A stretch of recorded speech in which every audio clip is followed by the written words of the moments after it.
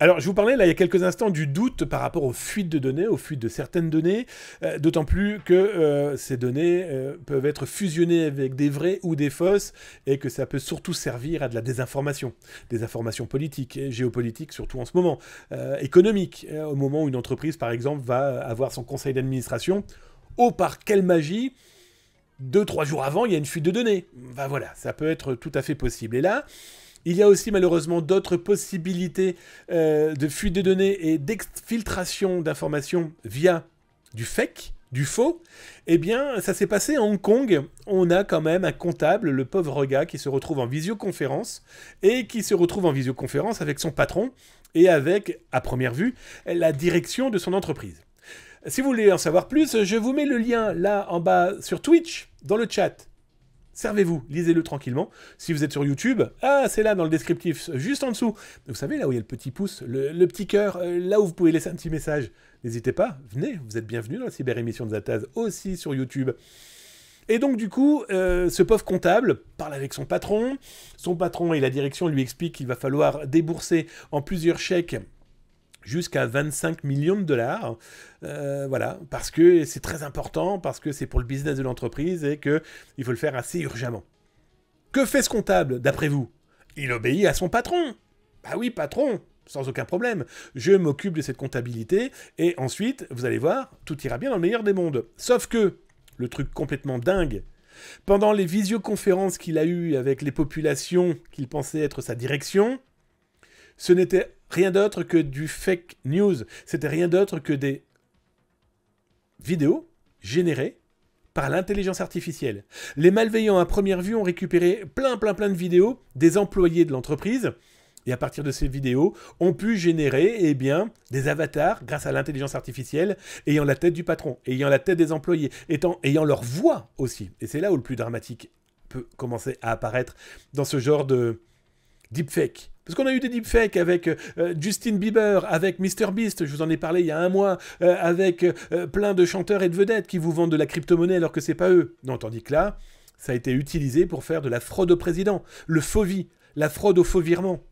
Et donc du coup, ce comptable a perdu 25 millions de dollars par cette sublissime, pardon du terme, arnaque. Alors, c'est pas une nouveauté, ce type de fake, de deepfake.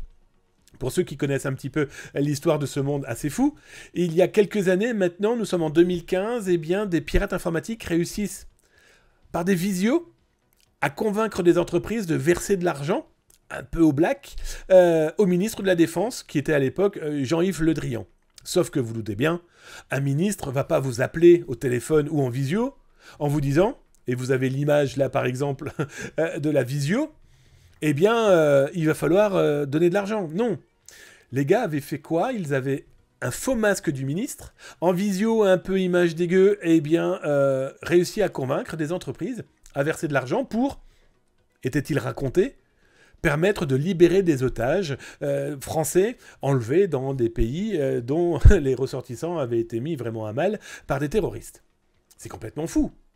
Je vous laisserai regarder parce que ça c'est une chose qui est complètement folle, c'est qu'à l'époque, des gens m'avaient, et même un petit peu avant, c'était, clairement, avait été désagréable avec Zataz, parce que j'avais expliqué que dans des dark web que j'avais infiltrés à l'époque, et donc je vous parle de ça, ça va bientôt faire 10 ans, j'avais découvert des black market où des mecs vendaient des masques, vous leur disiez, voilà, je veux que ça ressemble à ça, et ils vous faisaient des masques en silicone. Voilà. On se rend compte que ça a fonctionné sous cette forme-là, et bien aujourd'hui, on n'a plus besoin de masques en silicone.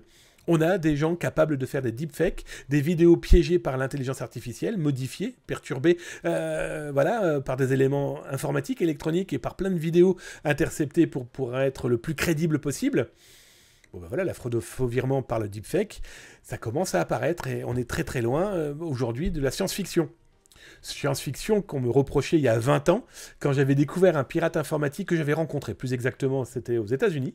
Il avait un synthétiseur Yamaha, je vous laisserai lire dans l'article, un synthétiseur Yamaha, et il avait rentré, pour chaque touche, au lieu d'avoir do, ré, mi, fa, sol, la, si, do, chaque touche correspondait à un sample MP3 d'une phrase, et de différentes phrases, vous l'aurez bien compris. Et quand il téléphonait aux gens, il cliquait sur telle ou telle touche et ça faisait une phrase d'une voix convaincante de quelqu'un de la direction, par exemple, et l'interlocuteur au téléphone était totalement convaincu qu'il avait bien affaire à sa hiérarchie. Bref, les deepfakes avec l'informatique, ça date pas d'hier, mais l'intelligence artificielle, je ne sais pas pour vous, et d'ailleurs commentez, donnez-moi votre avis, mais l'intelligence artificielle, j'ai bien peur que ce soit pire que l'ambiance du film Terminator.